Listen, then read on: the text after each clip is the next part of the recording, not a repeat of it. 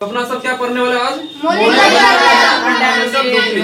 इससे पहले अपना सब क्या पढ़े थे, मौलिक अधिकार के बारे में पढ़े थे और मौलिक कर्तव्य के बारे में पढ़ लिए थे। यानी कि मौलिक कर्तव्य कुल कितना है, 11 बोल दिए थे। और यहाँ पर आज क्या करेंगे, 11 मौलिक कर्तव्य के बारे में जानेंगे। तो यहाँ पर भारतीय संविधान के अनुच्छेद 51 को यानी 51 के क तथा भाग 4 के क में मौलिक कर्तव्य का वर्णन है। और हम बताए थे कि मूल संविधान में एक भी मौलिक कर्तव्य नहीं था। और 42वां संविधान संशोधन 1976 ईस्वी के तहत कुल 10 मौलिक कर्तव्य को जोड़े गए थे। कितने रे? और 11वां मौलिक कर्तव्य 86वां संविधान संशोधन 2002 ईस्वी के तहत जोड़े गए थे, ये बता दिए थे। तो यहाँ पर 200 मौलिक कर्तव्य के बारे में आज जान लेते हैं और याद होना चाहिए, क्या समझे। और कल हम पूछ लेंगे। इधर पहला मौलिक कर्तव्य है रे, क्या पहला मौलिक कर्तव्य? संविधान संविधान में जो बात लिखा है ना उसको अपना सब मानना चाहिए। मानना चाहिए नहीं मानना चाहिए? तो संविधान का पालन करे और उसके आदर्शों संस्थाओं यानी कि संवैधानिक बहुत सारे संस्थाएं हैं, तो उनमें जो बात कहे जाते हैं यानी कहे गए हैं उनको अपना सब पालन करेंगे या मानेंगे। राष्ट्र ध्वज और राष्ट्रगान का आदर करेंगे। सही बात है कि नहीं? राष्ट्र ध्वज और राष्ट्रगान क्या करेंगे? आदर करेंगे।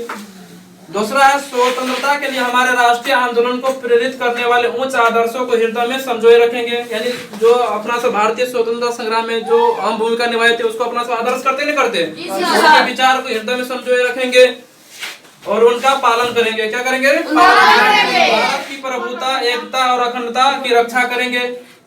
यानी भारत की एकता को बनाकर रखेंगे। क्या समझा? और उसके बाद और इसे अछून यानी कि इसको नष्ट होने नहीं देंगे। अछून का अर्थ नष्ट होने नहीं देंगे, अछून रखेंगे। देश की रक्षा करे और आह्वान किए जाने पर राष्ट्र की भी सेवा करेंगे रे। यानी देश के लिए अपना सब जीने का काम करेंगे। जब यानी कि उसकी जरूरत होगा तो सपोर्ट भी करेंगे। भारत की सभी लोगों में समरसता यानी सबको एक समान देखना।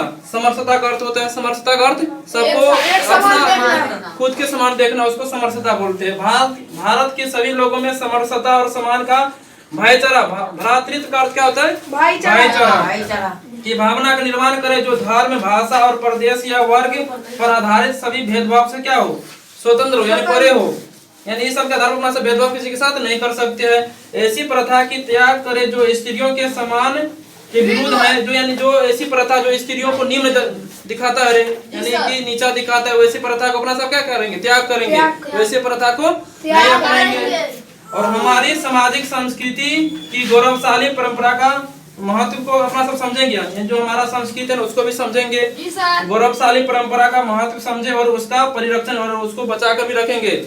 और उसके बाद 7वां नंबर का है, क्या नंबर का? 7वां प्राकृतिक पर्यावरण की जिसके अंतर्गत कौन कौन आता है? प्राकृतिक पर्यावरण में नेचुरल चीज में कौन कौन? वन, झील, नदी और वन्य वन में रहने वाले जीव को वन्य जीव, उसका रक्षा करेंगे अपना सब और उसका संवर्धन और उसको बचाकर भी रखेंगे। क्या समझा?